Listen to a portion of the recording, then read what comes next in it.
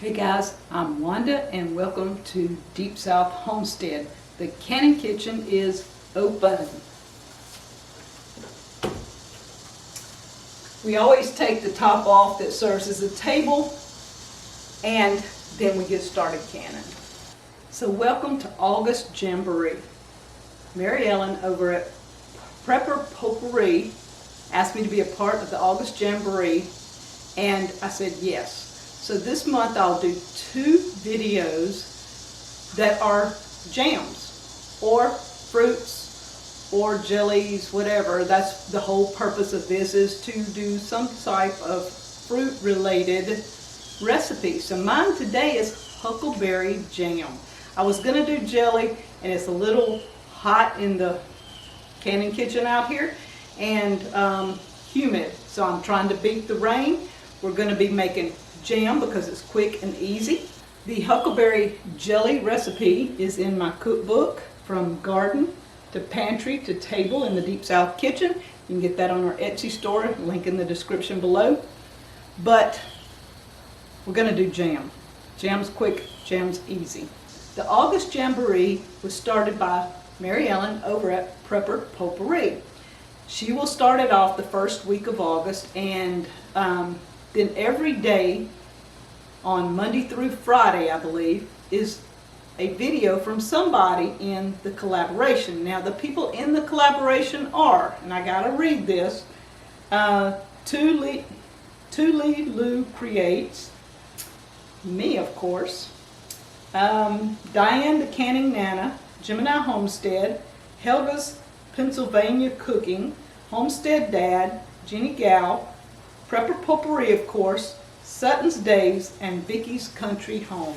End of this month of August, on the August JAMboree, August 31st, they'll be drawing out of all the videos and all the comments. They will pick a winner for a canning set. So you'll have to go over and check out Prepper Potpourri, and she will show you the canning set and what you could win at the end of the month. So check out all the JAMboree recipes. Huckleberries are tiny little berries that we pick fresh here on our homestead. These grow naturally in the wild and we do not have to plant them. They're little small BB size, but there is a winter huckleberry. Do not mistaken the two. Now these huckleberries, I've added 3 quarts to this pot, and I've added 3 cups of sugar. So my rule of thumb, so that it's not too overly sweet, is 1 quart of berries to 1 cup of sugar for my jams. Lemon. When you're using berries like blueberries and huckleberries and things like that, I'm putting 1/2 cup of lemon juice in there. Now I've got this on a low burner. I'm going to let it cook for a little while because we want these berries to simmer down and cook and kind of get to a consistency of jam. Alright, a couple of camera malfunctions, 2 dead batteries. With this, I'm going to be standing here, just keeping an eye on it and letting it cook down. Most people would have waited on the sugar till last minute, but I went ahead and added it all in and just going to cook it and let it thicken as it cooks, all in one step. So you can wait and add sugar after you've boiled all these down. This pot is stainless pot. These will not be boiled. They will just be hot. This is a keep warm burner. It doesn't burn anything or cook anything. It just keeps it warm, so they will just stay warm. Not boiling, people, not boiling, just warm. This is my stainless water bath canner. I already have water in it. I have my jars down in there just to keep them warm.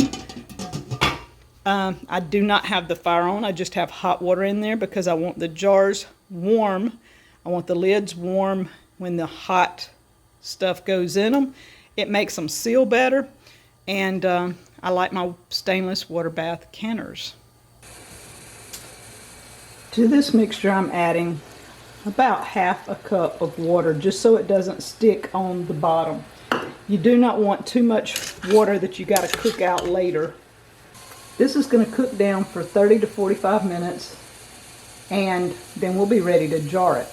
I'm going to let this cook down. I'm going to sit here and stir it and watch it for about 30 to 45 minutes, according to just how mushy it gets and how fast and how much liquid is in it, because I don't want a lot of liquid in my jam. I want it cooked down as much as possible.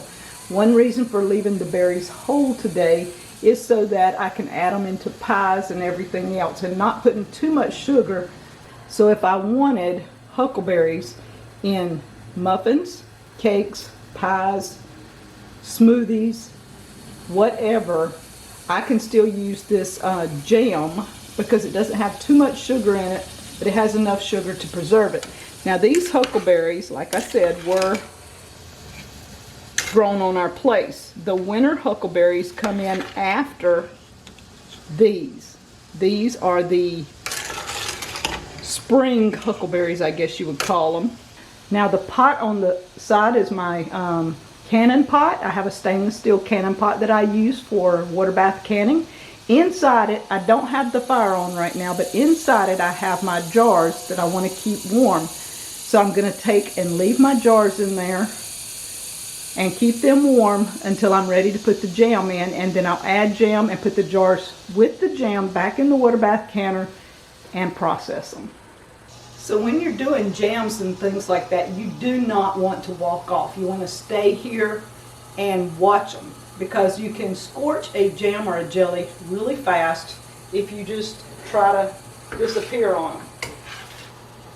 Now one thing, I'm back in the canning kitchen. Isn't that awesome? Danny has gotten his tractor fixed. There'll be more videos showing all the processes through getting it finished and moving it out. So I'm excited to be back in the canning kitchen again, doing what I like, canning. I've been canning in the house. We've got pears and figs that we've been doing a whole lot of. And we've been cooking about 5 minutes now. And you see there's plenty of juice, so it's got to cook down some. And we're going to crank the fire up a little and let these boil really well. With jams and jellies, usually you will get this foam around the edges. That's okay. You can skim that off and not put it in your jars. It is good. You can eat it. You can add it to smoothies. You can do whatever. You can feed it to pigs, chickens. They all love it too. I've already been tasting this. It tastes amazing. It has the best huckleberry taste already. And we're only 10 minutes in. One thing, guys, with an outdoor canning kitchen, you have to clean it up and wipe everything down before you start. Another is weather. Because I'm outside and I am protected under a roof, I still get wind from in here, and which is great because it's hot and humid right now. This keeps the house from getting hot and the air conditioner from kicking and going so much. But if it's raining, it can blow in here.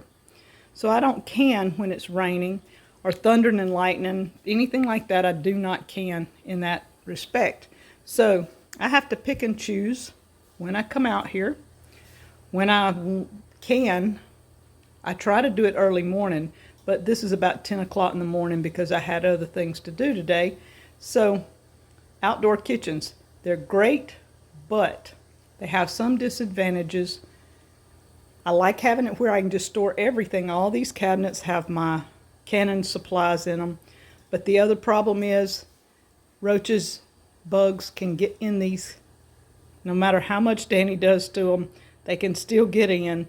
So I have to put everything in plastic bags and cover it. The pots and pans I wash before I use again, that sort of thing. So that is some disadvantages of a canning kitchen outside, but some advantages are, it's just nice to be outside, have a beautiful view while you're waiting on something to cook. And I can't sit down with this one. You see this? Just leaving it for just a second. See what it's doing? It's already getting thick. And we're fixing to skim off some of this. We're gonna, you see that? Just foamy goodness.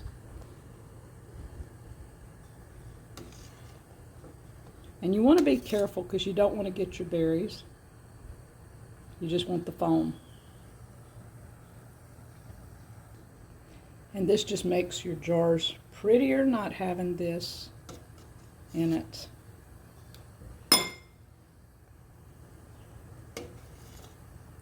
So I've taken most of the foam off, and it tastes amazing.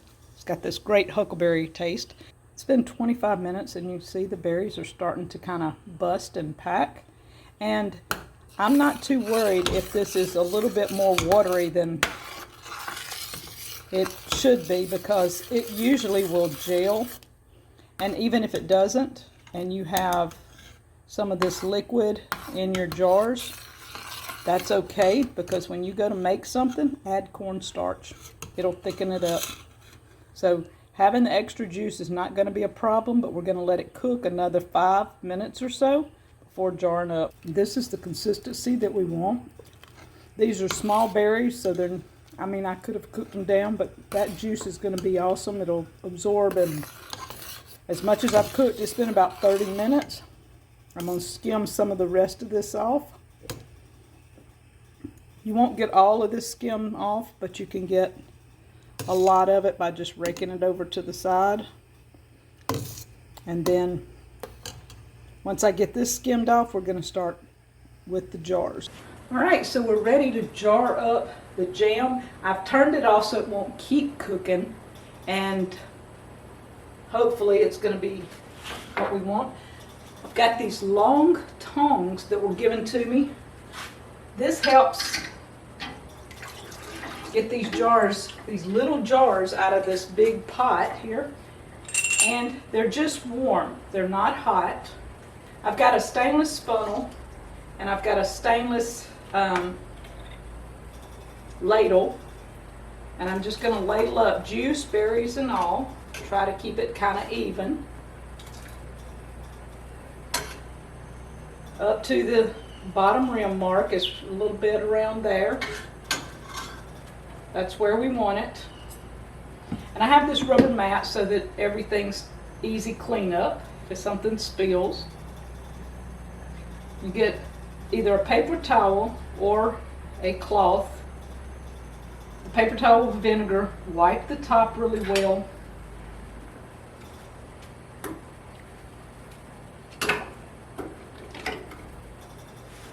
I have the tops in warm water.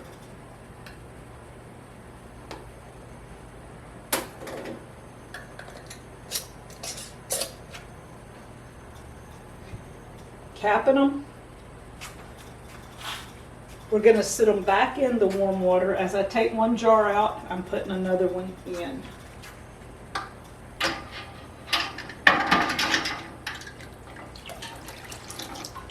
And the reason for using the tongs instead of the others is because this does have water in it. It's easier for me to dump the water.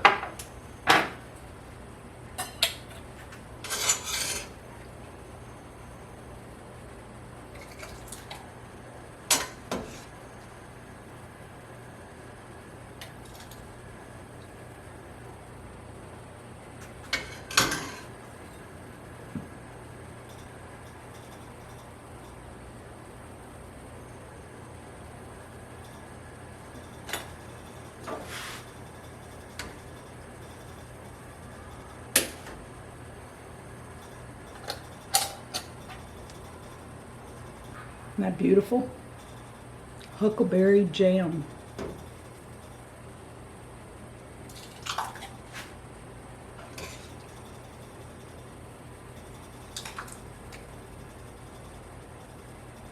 Alright guys, I'm doing a couple of size jars. I did some half pints. These are quarter pints. I'm going to do a couple of them, and I'm doing, I think, at least 2 or 3 pints. That way I have different size jars for whatever the occasion is. If I just need a little bit of huckleberry for a topping or something for ice cream, those are perfect. If I need more for muffins, the half pint is perfect. If I need for a pie, because it calls for more, then a pint is what you would need. And we're going to process these for 15 minutes once it starts up to a good boil. I don't over boil, I don't have them like rolling boil, but a good simmering boil for 15 minutes. We have 3/4 pints, 5 half pints, and 2 pints. So we're bringing it up to a medium boil and then 15 minutes. All right, this is almost up to a boil. And when it is, I'm setting the timer for 15 minutes. We'll be good, but look, I have this much left. Isn't that awesome? I'm going to take this in and add it to yogurt.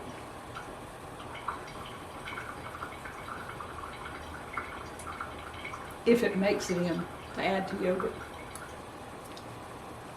You get the huckleberry taste without a lot of sugar. That's why I used this with the blueberries and the huckleberries. There's no pectin. It won't be a, you can see the juice is not, it's real thick because I didn't put a whole lot in it of water. And the juice is not gelled, but it's thick. That's what I like about this. And you can always add cornstarch if you want it thicker. I'm taking this in and adding it to yogurt because I can taste the huckleberries and not sugar. Huckleberry Jam for the August JAMboree. Check out all the other people in the link in the description below. And guys, the Cannon Kitchen is closed. I'll show you at the end of the video how they turned out.